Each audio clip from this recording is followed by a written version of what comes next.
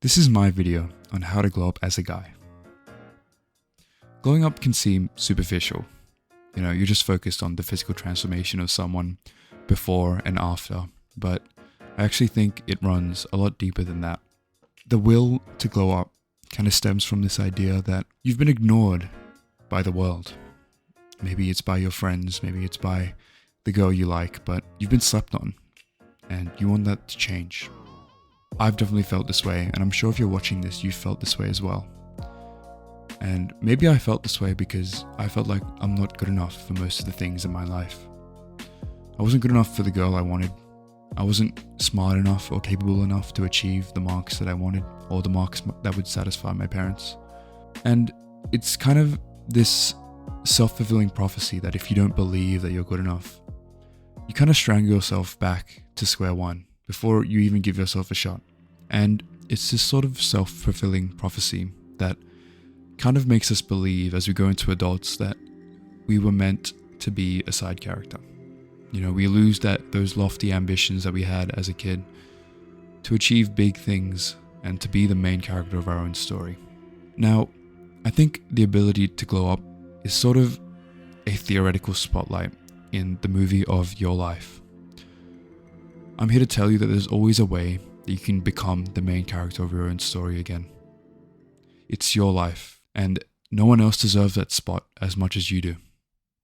So, I've separated my glow up and the things that I did when I decided that enough was enough into 3 different realms: the physical, the social, and the mental realms.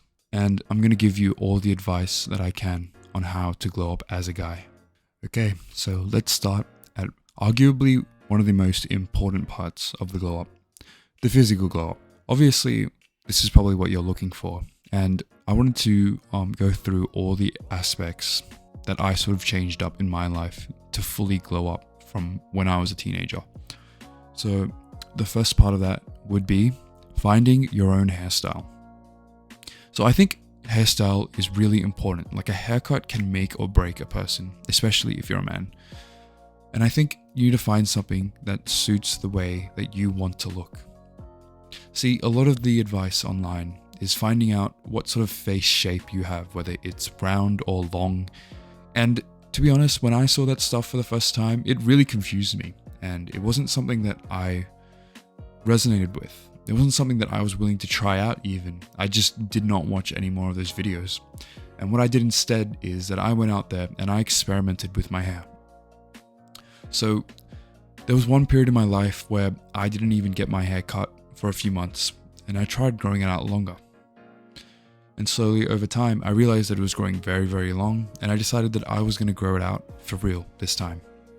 And I think that's a venture that every man has to go in once in their life.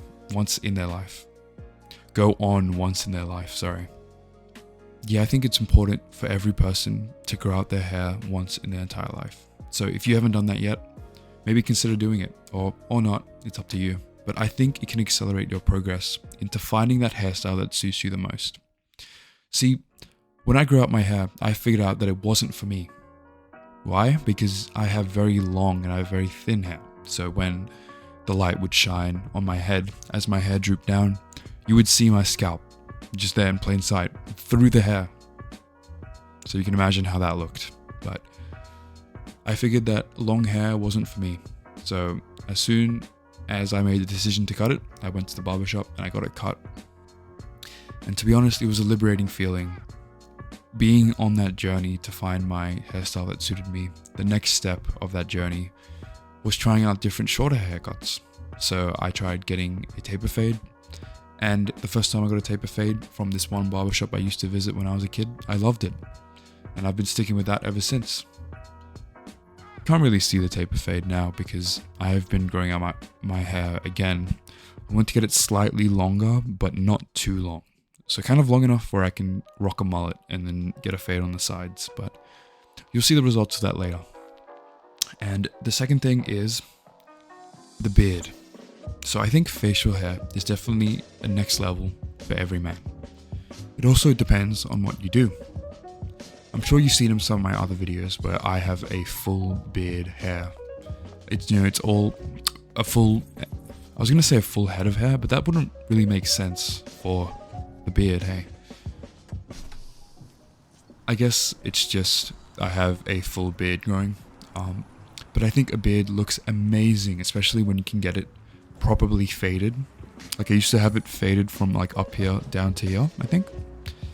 And it looks amazing when you get it faded. Like seriously, it just shot my confidence up to a whole nother level. And I rocked that for maybe about 2 to 3 years. But right now, I'm rocking the incomplete goatee. I think this is also a very, very viable facial hair to use.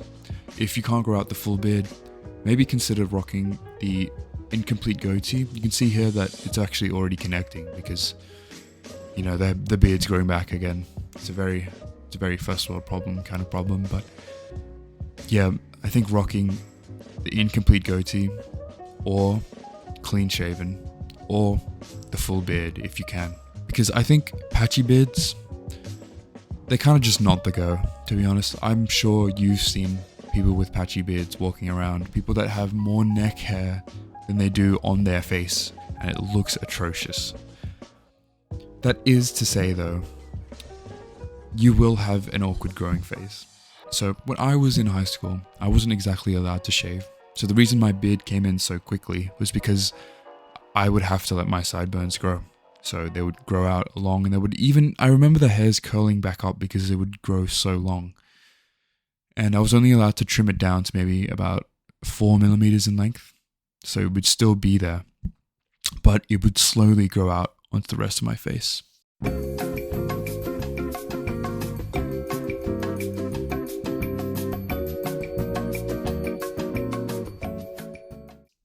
So you can kind of see there that the sideburn kind of started from here and then grew slowly further out. You can see that the hair growth here isn't as extreme as this part because I used to just rock the sideburn all the time because I had to, because I wasn't allowed to shave. That is to say, you will have a little bit of an awkward growing phase when you're growing your beard. And if that's something that you're not ready for, then it's okay to just keep it shaved off. You know, the incomplete goatee, I rock it now, and I'm someone who can grow a beard. I'm rocking in the incomplete goatee because it's summer. You know, my face gets really, really hot, and I kind of just saved it off for viability. But yeah, if you can rock the incomplete goatee, the beard, or clean shaven, I think that's the best way to go. Now, next on the list is keeping your eyebrows neat. You can kind of see my eyebrows they're not overly manicured, but they are in a neat spot. And you can see especially the most important thing is I don't have a monobrow. I remember in year 7 to 10, I would rock the monobrow, and I would just be like, what's the point of plucking it out? Because like it's just gonna grow back. Year 7, 10 me, I swear to God. But yeah, you have to pluck out the monobrow if it's a problem that you have, because I just think it looks so caveman-esque, and it just takes some points off the scale for you in terms of your attractiveness. Next on the list is skincare. So everything I do for my skincare is I just have a moisturizer and a cleanser. So I tried, you know, the medication that speeds up your cells' growth rate and replacement rate. I forgot what it's called. It's for acne, but let me see if I can find it actually. The medicine is actually called retinol, and I remember when I tried to use the retinol on my skin, it would just burn my skin, and it would completely make it unfeasible for use on my skin. So it would just make the acne scars that I wanted to go away. The retinol would just make it worse. So you gotta see if retinols or retinoids would work for your skin. Obviously, it's something that you have to trial and error with. And if that's not viable, I recommend just sticking to a cleanser and a moisturizer. Obviously, just do it after you shower or maybe in the morning, and I think you'll be set. I think with guys, you don't really have to worry too much about acne because, to be honest, I used to pop my acne all the time, and I don't really see any scars at all. They kind of just fade out as you get older. And obviously, it would suck at the moment if you have acne scars, but I really don't recommend retinols as someone whose skin fucking suffered from it so badly. So next on the list is mewing. So mewing, I'm sure you know what mewing is now. Looks maxing really blew up as a trend maybe about 1 to 2 years ago. I think maybe 2 to 3 now actually. It's basically where you put your tongue onto the roof of your mouth. So the palatine part of the bone structure kind of like caves up and it expands your palate. So your jaw comes a little bit wider, and it basically just makes your jawline better. But so it kind of applies to the jaw here. See that? So it already looks like from the start that it makes your jawline better. And I think when I did it when I was a teenager, I wasn't actually expecting any results, but I think I have a much better jawline now than when I was a teenager. That could be because I dropped in body fat percentage levels, but I think mewing is definitely viable, and it's harmless as well. You know, it's actually proper tongue posture. I went to a dental clinic and I remember seeing the proper tongue posture on the wall. It's like you're supposed to keep your tongue on the top of the roof of your mouth anyways. So I was like, why not? And to be honest, I think I look a lot better than I did when I was in my teens. So it probably worked. So next, and probably one of the most important parts of this video, is the gym. So building a muscular body that you are proud of. I really think it is underrated in teenagers because that is like the best time to do it when you're in high school. That is the best time to get into lifting. And I'm fortunate enough that I'm healthy enough to go on my own lifting journey now. It's been about maybe 2 to 3 years and I've seen some pretty good results, and I am genuinely happy with the way I'm progressing. I'm in the middle of a cut right now and I'm trying to document it, so you'll see a video on that soon. But if you wanted more tips on the gym, you just leave a comment down below and I will definitely make a video on how to actually properly go to the gym, because people misunderstand it a lot. And I know it's a very daunting task for people, especially if you're new, especially if you don't know what you're doing at all. It can be daunting in the first place to get a membership, but then it's very, very difficult once you're there. Like, what do I even do? Like, gym memberships are so fucking scummy. They like sell you on the monthly membership, but they don't teach you how to use anything. And sure, there's PTs, but they're so bloody expensive. I didn't use any of them myself, and I learned through trial and error. But, you know, it's better than never starting at all. That's what I have to say. If you're debating on going to the gym or not, I really recommend that you do. It is a life-changing journey, and it honestly just makes you feel amazing about yourself. Alright, so to the next realm of the glow-up journey, the social realm. So you can have the most amazing physical attractiveness. You can look the best you've ever looked in your entire life. But let me ask you this. Does it matter if you can't talk to a single person? I don't think it does. And the thing is, even in this video, you'll hear me stutter a lot. I think it's just something about being on camera. But I think it's very important to develop the skill of being able to talk to anyone, anywhere. Now, that doesn't mean that you have to talk to every single person on the train to work, for example. I'm sure there's a lot of people that would rather just listen to their music and be on their way. I'm talking about scenarios where you're with a person and you kind of have a uniting feature, a common feature, let's call it. And you're kind of just there existing with a common feature with this person. So, for example, let's say, so there was a Goslomy stall, and then I went to the wait queue, and it was just massive. There were so many people there. And I was bored, right? This was in my I'm getting off my phone era, so I didn't pull out my phone. Instead, what I did is I talked to the person next to me, and I told him, "This is bloody long line, eh?" Or something along those lines. I don't exactly remember the conversation, but I remember I did this. And we ended up talking about the food in Chatswood generally. So he like replied with something like, "Oh yeah, it is pretty long, eh?" And then I was like, "What'd you get? I'm keen for my food." And then he told me what he got. And then the conversation kind of just built on there. Because when two people know how to have a conversation goes really well. You'll find that people that aren't Gen Z really know how to carry a conversation. So all you have to do is say hi. And then that's just like social skill practice for the rest of your life. You just talk to someone that you have something in common with. For example, let's say you're working in with someone at the gym, or someone spots you at the gym. It is so easy to start a conversation with that person because you've broken that barrier of entry. I think what's prevalent now with Gen Z more than ever is that they have such big barrier of entries restricting themselves from the external environment. Like, name one friend that doesn't have headphones. I doubt you could. If you're around my age, let's say you're around 18 to 21, I doubt you could name a friend that doesn't use their headphones, like on public transport, at the gym. It's so easy to just lock yourself away from the world and just listen to your own music. And it's this sort of hidden epidemic that no one seems to be talking about. It's like this whole epidemic with like headphones and stuff. It's like everyone's so to themselves these days, because maybe it's because I live in Australia as well. I've heard Americans are very social and they'll talk to anyone. But any Americans watching, can you confirm? Please, I need some hope. But basically, yeah, I think it's a very important skill to have, to be able to talk to anyone, anywhere. And that's probably something I picked up from sales, maybe something that I picked up from working in retail as well. But I think it's a very good skill to have. So next time you're working in with someone at the gym, or you ask someone to spot you, try striking up a conversation with them. You have something in common, like at the gym, you're both at the gym. You can ask them what they're working out today. Or if you're waiting in line for food, you can ask them what they ordered or something like that. I think it's very easy to strike up conversation. And it's like, I used to have these friends. I went to high school, obviously, as any person would.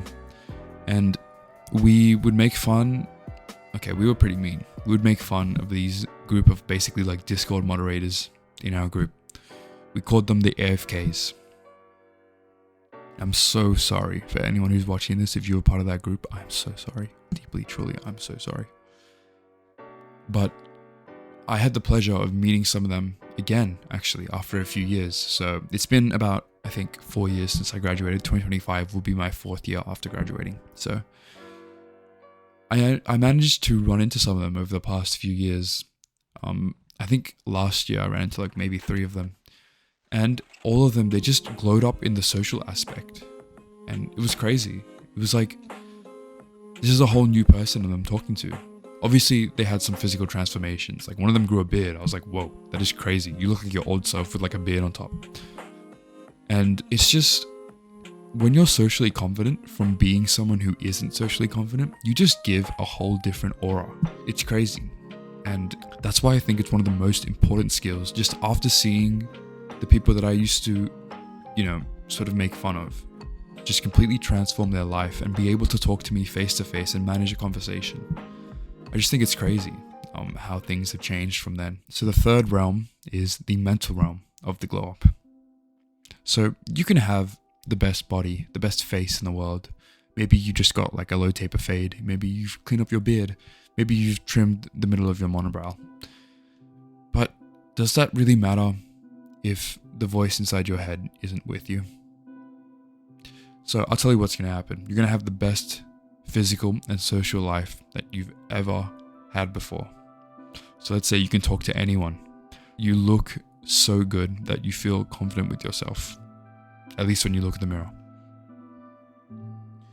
With the mental, if you have a negative mental voice in your head, it just fucks it all up. Personally, as someone who's experienced this negative self-talk, it really does screw it all up, because you're going to feel like an imposter. It literally gives you imposter syndrome. And it's just like fix the mental first, guys. You really need to fix the mental first. So how do we do that? It's easy for me to say, fix your mental health, but I'm talking specifically about negative self-talk. I used to go to therapy, actually. And the voice inside my head, during the whole therapy session, would say, you're too broken for this. Therapy works for other people, but it won't work for you. There's just something so fundamentally, deeply wrong with you that therapy is not going to help. And this was after a string of people ghosting me, of relationships gone bad, of situations where I was taken advantage of. And I really started to believe this negative self-talk. I would start to believe that I'm fundamentally broken and there's nothing that I can do to fix myself. And I think that is like the most probably defeating defeating feeling ever. It's just like I worked so hard on my physical, on my social life, but I am never going to truly be good enough because I will always be broken. I think it's a completely different feeling to anything I've ever had in my life. It's so defeating. It's worse than people rejecting you. It's worse than, not getting that job you really wanted. And then I started to think to myself, why do I feel this way? I didn't even know that it was the negative self-talk bringing me down at this point. And then I started to do meditation. So, as a Buddhist, I know how to meditate.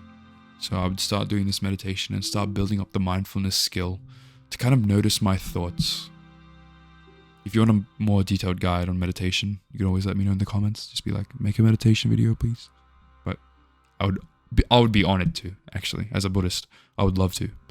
But yeah, I would do this meditation 5 minutes every day, right? Just to notice the thoughts going on in my head. And then I noticed the most important thing of all. Whenever I would try something, whenever I'd go to the gym, I would always tell myself I didn't push hard enough. I wasn't good enough. I didn't do as much as I could.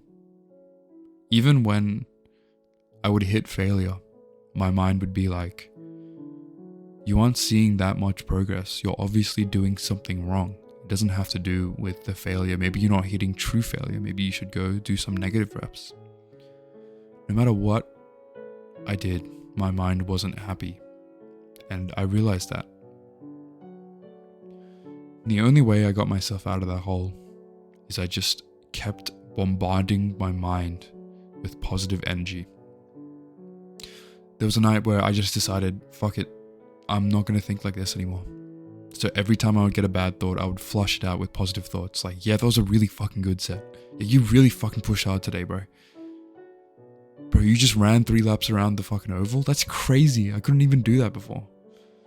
That's what I would think to myself when I did run 3 laps around the oval. And this kind of mindset of fake it till you make it, it is so broken in the world, bro. It's such an OP strategy. It is crazy how fake it till you make it works. Like, I genuinely felt amazing after I started faking this positive mindset that I didn't even have. And I've come to a point where my mind doesn't even generate too many negative thoughts, and I can flush them out with my positive thoughts. Like, you just bombard yourself with positive affirmations. Like, I'm going to do this. I'm going to sculpt my body into a Greek god physique. I am going to push myself and get this last rep. I'm going to push myself and get 15 minutes on the treadmill. You just end up at a point where you can push yourself. And I think that's really, really powerful. I think mental game is probably the most underrated part of a glow up. And it might not show directly, but it definitely will seep into those social and physical aspects of the glow up. And I think that's probably the most important part of all. Because if you aren't your own best friend, who else is it going to be? Let's say you were alone for the rest of your life. Would you want to hate yourself? Would you want to hate that kind of space you're living in? Would you want to hate you? Is that something you want to do? Obviously not, right? So start with that. Start with that mental self-talk of, I can't do this, I'm not good enough. You need to change that. I never felt good enough all my life, guys. I never felt good enough. Sometimes I would even think, why am I doing this YouTube shit? I'm not good enough. Why am I giving advice? I'm just not good enough. You gotta flush it out with positive. Yes, I am good enough. I can make this glow up video because I grew up so fucking hard. And it wasn't easy. You know what I mean? I worked so hard. I worked like a dog for the last 2-3 years on my body, bro. I trained to failure on every single set. And I just kept pushing so hard because I had to prove it to myself. I had to prove my positive reinforcement right, that I can do this. And I did it. I did it for myself. And if you start from the mental and put yourself on these physical and social parts of improvement, your life will change. Alright, the video is getting a bit long, but yeah, that's all I wanted to say. Those were my 3 realms of self-improvement of the glow up.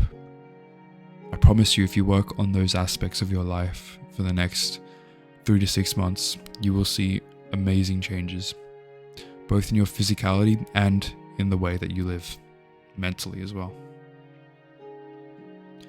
Okay, just remember, the darker the night, the brighter the stars. It's not going to rain forever. I appreciate every single one of you that stayed to the end of the video. Alright, see ya.